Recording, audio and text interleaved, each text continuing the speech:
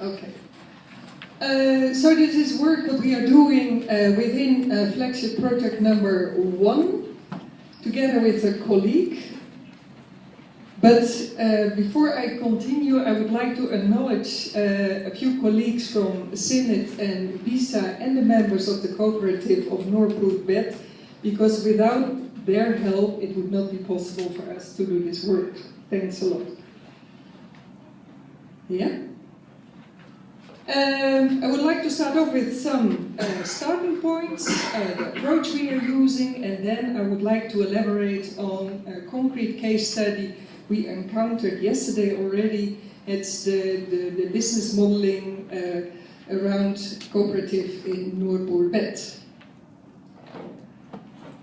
Some starting points. We decided, at least for the coming time, to focus on cooperatives as accelerators of scaling climate smart agriculture and accelerators of climate smart businesses. We also decided to make use of innovation platforms at local level and beyond. These innovation platforms are not only consisting of farmers, no. An innovation platforms brings together stakeholders from the production side, marketing side, investment side, research side, and policy side. So in interaction, the concrete development of business cases take place in these innovation platforms. And when we talk about business development, we have 3 types of product market supply chains in mind. This is the type we are all very familiar with. This is in fact the type we came across yesterday. The cooperative is providing services to farmers, farmers produce products, and through the cooperative or directly they sell the products in the market. This is, I think, a very interesting chain, which puts again the cooperative in the center, but it brings in a value chain approach. The cooperative is still providing all kinds of services to farmers, and farmers produce their products and sell it through the cooperative or directly to the market. But the cooperative is also engaged in the creation of added value products and new products, like for instance baby corn, vegetables. The cooperative takes a very active role in the innovation platform. Yeah. Okay, I think we have said enough about this. We can have a business case development can start off from technologies, technology push type of business case development, but you can also start off from the demand side. In our approach, we try to bridge both. Yeah? This is the methodology we try to use to develop business cases. We start off from identification of business ideas, and stepwise we go into the concrete development of business cases, the piloting and the scaling. What is important about this methodology, which I would like to put across, is that in each stage, you will use different criteria to go from one step to the next step. Can you come to the next step?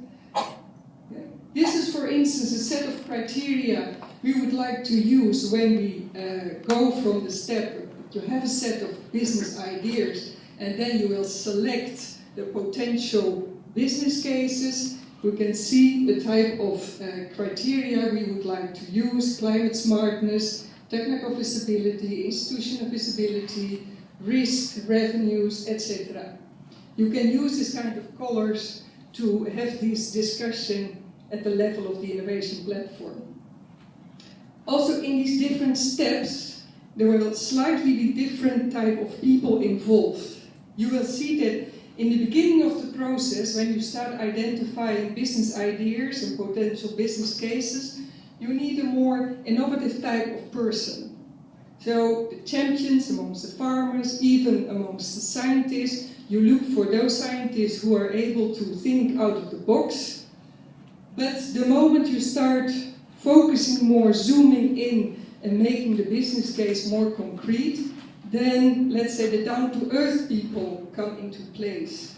People like financial experts who can do a cost-benefit assessment, researchers who can show technical evidence, or you can say something about technical feasibility, who can say something about the impact, ecological impact, or socioeconomic impact.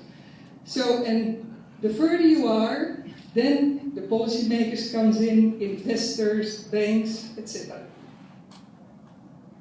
Okay, an example of business development with the cooperative Noordpoort. Why this selection? I think we saw yesterday that this cooperative has a good reputation. In fact, there is already a business case in place. I will tell you more about it. But they are also interested in exploring new business opportunities through the creation of added value products. And they are very much interested in linking up with private sector parties, and they would like to have our help in that. I think I will skip this one because of time.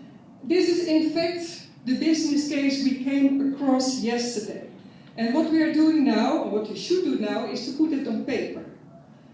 What we try to do is we look at the cooperative as a starting point. Yeah? It's provider of a set of services to customers, which are members and non-members. But we don't look at one particular technology. I think the challenge here is to look at a package of technologies, like the laser land level technology, the happy seeder, the tractor, the loans, the diesel. So we have to look at the package, and then we look at the value for customers. That's a very important issue when you talk about the business case development.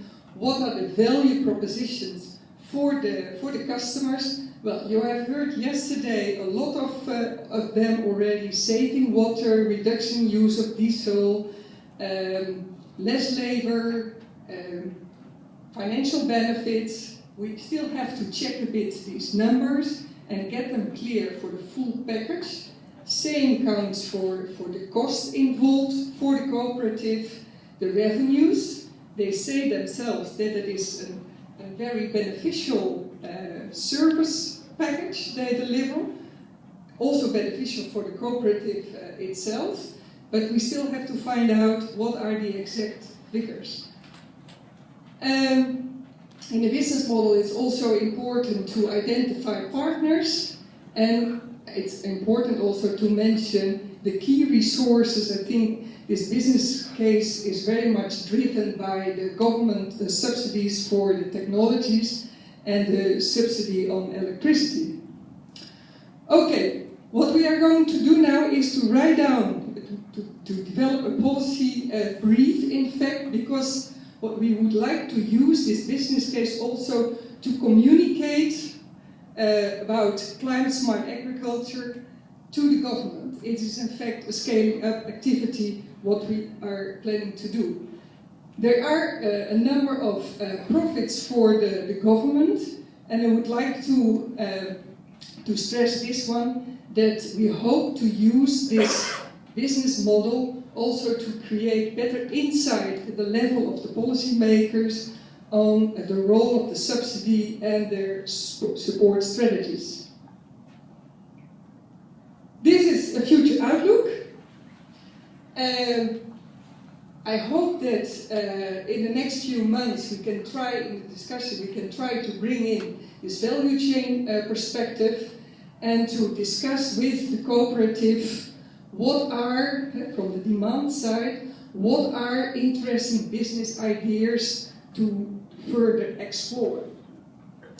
Business ideas that are related to the development of added value products or new products.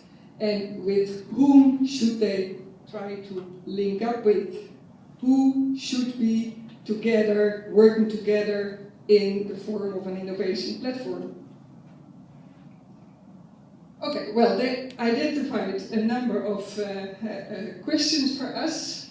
I think here the role of the researchers comes in when we suggest climate smart business ideas. We should be sure that in potential they are climate smart, visible, and they would also like some help in terms of building an innovation platform.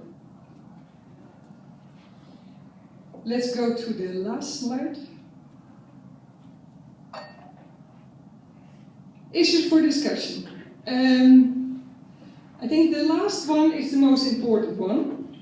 So if you don't have much time, I really would like you to look at the last one. But the first one is the following. My question is, should CSA focus more on cooperatives to outscale CSA practices and accelerate climate smart businesses? We have seen yesterday and the day before yesterday there are different strategies. The Farm Field School is a strategy, the use of KVK is a strategy, but should we focus a bit more on cooperatives, or perhaps it is very context specific? Think about it. Another issue I'm a bit puzzled about is the establishment and the facilitation of the innovation platforms. Whose role is that? We have certainly a role in the innovation platform to provide the evidence-based information on potential business cases, to do the assessments, impact assessments, but whose role is it to establish and facilitate this interaction process amongst private sector, parties, farmers, policymakers, research? I don't know. If you have time to discuss that, please do so. This is what we are really, puzzled about is the criteria we should be using to assess the climate smartness of business ideas and potential business cases. It would be very helpful for us in our work if we can have a kind of core set of criteria that can be used to assess whether a business idea or a business case is climate smart or not. And when you discuss this issue, I would like you to think about the following issue. This might be a potential business case to work on with the cooperative. They are very much interested to produce maize and perhaps even maize flour because they see there is an interest from the chicken industry. This part, the production part, can be perhaps climate smart. But what about this part? If the whole process facilitates consumers, perhaps encourage consumers to eat more chicken meat, to what extent are we working on climate smart development? So what do we do with this kind of business ideas? Do you get me? Yeah? Okay. I hope you have time to discuss that. Please think about if you can come up with even 3 or 4 criteria or guidelines we should use in the selection of business ideas and business cases from a climate smart perspective. And please take into account these kind of problems or challenges we will encounter.